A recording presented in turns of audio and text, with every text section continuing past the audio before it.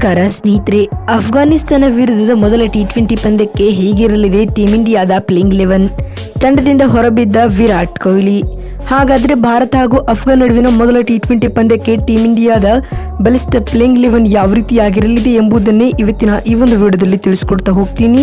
ಹಾಗಾಗಿ ದಯವಿಟ್ಟು ಈ ವಿಡಿಯೋವನ್ನು ಕೊನೆವರೆಗೂ ನೋಡಿ ಸ್ನೇಹಿತರೆ. ಅದಕ್ಕಿಂತ ಮುಂಚೆ ನೀವು ಕೂಡ ಟೀಮ್ ಇಂಡಿಯಾದ ಅಭಿಮಾನಿಗಳಲ್ಲಿ ಒಬ್ಬರಾಗಿ ಈ ವಿಡಿಯೋವನ್ನು ನೋಡುತ್ತಿದ್ದರೆ ತಪ್ಪದೆ ಈ ಕೂಡಲೇ ಈ ವಿಡಿಯೋಗೊಂದು ಲೈಕ್ ಮಾಡಿ. ಅದೇ ರೀತಿ ಸ್ನೇಹಿತರೆ, ನಿಮ್ಮ ಪ್ರಕಾರ ಭಾರತ ಹಾಗೂ ಅಫ್ಘಾನ್ ನಡುವಿನ ಮೊದಲ ಟಿ20 ಪಂದ್ಯವನ್ನ ಯಾರು ಗೆಲ್ಲಬಹುದು ಅನ್ನುವ ನಿಮ್ಮ ಅನಿಸಿಕೆಗಳನ್ನು ಸಹ ಕಮೆಂಟ್ ಮಾಡಿ. ಹೌದು ಸ್ನೇಹಿತರೆ, ಭಾರತ ಮತ್ತು ಅಫ್ಘಾನಿಸ್ತಾನ ನಡುವಿನ ಟಿ20 ಸರಣಿಯು ಇಂದಿನಿಂದ ಶುರುವಾಗಲಿದೆ. 3 ಪಂದ್ಯಗಳ ಈ ಸರಣಿಯ ಮೊದಲ ಮ್ಯಾಚ್ ಮೊಹಾಲಿಯಲ್ಲಿ ನಡೆಯಲಿದೆ. ಆದರೆ ಈ ಪಂದ್ಯಕ್ಕೆ ಟೀಮ್ ಇಂಡಿಯಾದ ಸ್ಟಾರ್ ಆಟಗಾರರಾದ ವಿರಾಟ್ ಕೊಹ್ಲಿರವರು ಅಲಭ್ಯರಾಗಲಿದ್ದಾರೆ.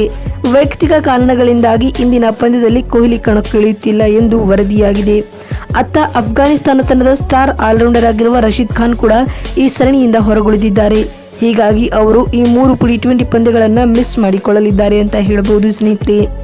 ಇನ್ನು ಈ ಸರಣಿಯ ಮೊದಲ ಪಂದ್ಯಕ್ಕೆ ಮೊಹಾಲಿಯ Punjab cricket association IS Bindra ಅಂತಾರಾಷ್ಟ್ರೀಯ ಸ್ಟೇಡಿಯಂ ಆತಿಥ್ಯ ವಹಿಸಲಿದೆ.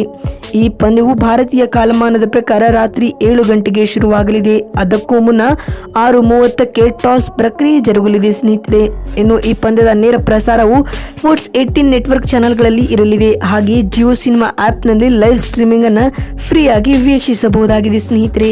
ಇನ್ನು ಭಾರತ ಹಾಗೂ ಅಫ್ಘಾನಿಸ್ತಾನ ನಡುವಿನ ಮೊದಲ ಟಿ20 ಪಂದ್ಯಕ್ಕೆ ಟೀಮ್ ಇಂಡಿಯಾದ ಪ್ಲೇಯಿಂಗ್ 11 ಯಾವ ರೀತಿಯಾಗಿರಲಿದೆ ಅಂತ ನೋಡ್ತಾ ಬರೋದಾದ್ರೆ, ಆರಂಭಿಕರಾಗಿ ರೋಹಿತ್ ಶರ್ಮಾ ಹಾಗೂ ಯಶಸ್ವಿ ಜೈಸ್ವಾಲ್ ಅವರು ಕಾಣಿಸಿಕೊಳ್ಳಲಿದ್ದಾರೆ. ಇನ್ನು 3ನೇ ಕ್ರಮಾಂಕದಲ್ಲಿ ಪ್ರಿನ್ಸ್ ಖ್ಯಾತಿಯ ಶುಭ್ಮನ್ ಗಿಲ್ ಆಡಲಿದ್ದಾರೆ. ಅಂದಹಾಗೆ 4ನೇ ಕ್ರಮಾಂಕದಲ್ಲಿ wicket keeper cum batsman Sanju Samson ಬರಲಿದ್ದಾರೆ. ಇನ್ನು 5ನೇ ಕ್ರಮಾಂಕದಲ್ಲಿ ಆಲ್ರೌಂಡರ್ ಆಗಿರುವ ಶಿವಮ್ ದುಬೆ ಕಾಣಿಸಿಕೊಂಡರೆ, ಇನ್ನು 6ನೇ ಕ್ರಮಾಂಕದಲ್ಲಿ ಫಿನಿಶರ್ ಖ್ಯಾತಿಯ ರಿಂಕು ಸಿಂಗ್ ರವರು ಪ್ಲೇಯಿಂಗ್ 11 ನಲ್ಲಿ ಸ್ಥಾನ ಪಡೆದುಕೊಳ್ಳಲಿದ್ದಾರೆ. ಇನ್ನು ಸ್ಪಿನ್ ಆಲ್ರೌಂಡರ್ ಆಗಿ ಅಕ್ಷರ್ ಪಟೇಲ್ ಕೂಡ ಪ್ಲೇಯಿಂಗ್ 11 ನಲ್ಲಿ ಬರಲಿದ್ದಾರೆ. ಇನ್ನು 8ನೇ ಕ್ರಮಾಂಕದಲ್ಲಿ ಚೈನಾ ಮ್ಯಾನ್ ಖ್ಯಾತಿಯ ಕುಲ್ದೀಪ್ ಯಾದವ್ ರವರು ಕಾಣಿಸಿಕೊಳ್ಳಲಿದ್ದಾರೆ.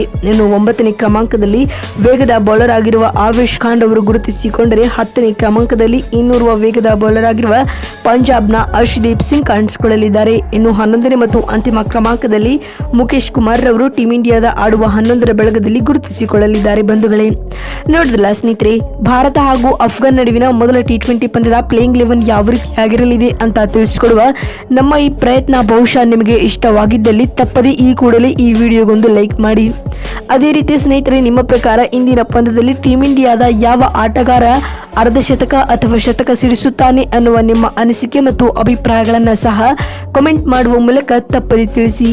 ಯಾಕಂದ್ರೆ ನಿಮ್ಮ ಒಂದೊಂದು ಕಮೆಂಟ್, ಒಂದೊಂದು ಲೈಕ್ ಕೂಡ ಬಹಳ ಮುಖ್ಯ. ವಿಡಿಯೋವನ್ನ ಇಲ್ಲಿವರೆಗೂ ನೋಡಿದ್ದಕ್ಕಾಗಿ ಧನ್ಯವಾದಗಳು. ಮತ್ತೊಂದು ವಿಡಿಯೋದಲ್ಲಿ ಸಿಗೋಣ. ಅಲ್ಲಿವರೆಗೂ ನಮಸ್ಕಾರ, ಧನ್ಯವಾದಗಳು ಸ್ನೇಹಿತರೆ.